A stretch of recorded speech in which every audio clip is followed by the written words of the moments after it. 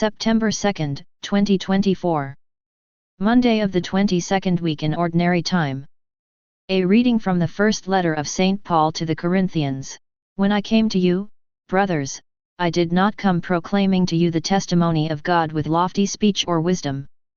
For I decided to know nothing among you except Jesus Christ and Him crucified.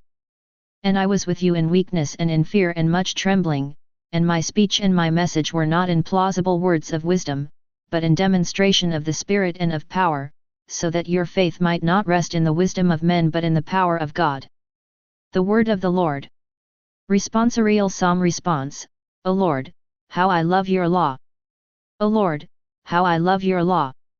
My meditation all the day. For it is with me always. O Lord, how I love your law! I have more insight than all who teach me. For I ponder your decrees. O Lord, how I love your law! I have gained more understanding than my elders. For I keep your precepts. O Lord, how I love your law!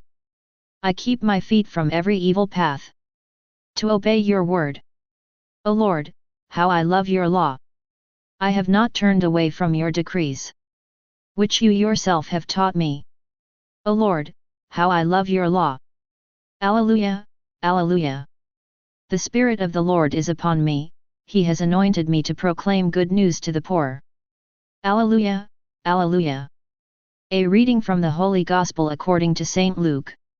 At that time, Jesus came to Nazareth, where he had been brought up. And as was his custom, he went to the synagogue on the Sabbath day, and he stood up to read. And the scroll of the prophet Isaiah was given to him. He unrolled the scroll and found the place where it was written, "The Spirit of the Lord is upon me, because He has anointed me to proclaim good news to the poor. He has sent me to proclaim liberty to the captives and recovering of sight to the blind, to set at liberty those who are oppressed, to proclaim the year of the Lord's favor." And he rolled up the scroll and gave it back to the attendant and sat down. And the eyes of all in the synagogue were fixed on him. And he began to say to them, "Today this scripture has been fulfilled in your hearing." And all spoke well of him and marveled at the gracious words that were coming from his mouth. And they said, "Is not this Joseph's son?" And he said to them, "Doubtless you will quote to me this proverb, 'Physician, heal yourself. What we have heard you did at Capernaum, do here in your hometown as well.' And he said, 'Truly, I say to you, no prophet is acceptable in his hometown.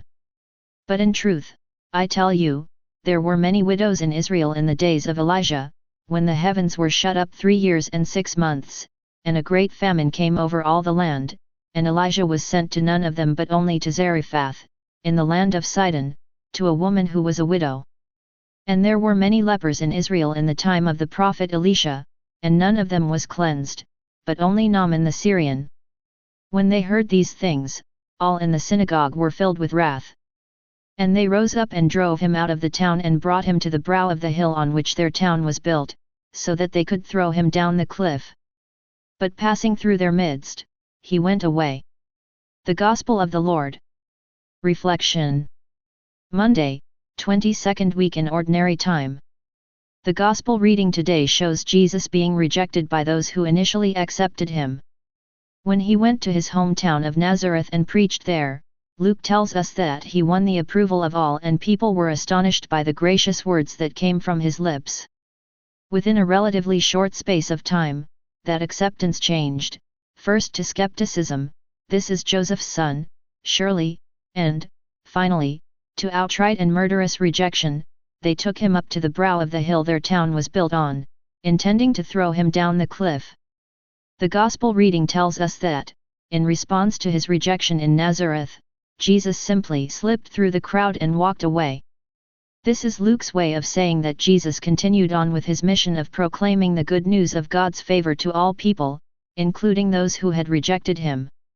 Jesus was not held back, much less embittered, by the experience of rejection because he was rooted and grounded in God's love. At his baptism he had heard the words, "You are my Son, the Beloved, my favor rests on you." Our own lives too are rooted in that same faithful love of God. What God said to Jesus He says to all of us. the conviction that God's love for us is faithful and enduring can keep us strong and free of bitterness in those times when we too might experience misunderstanding or rejection because of our beliefs.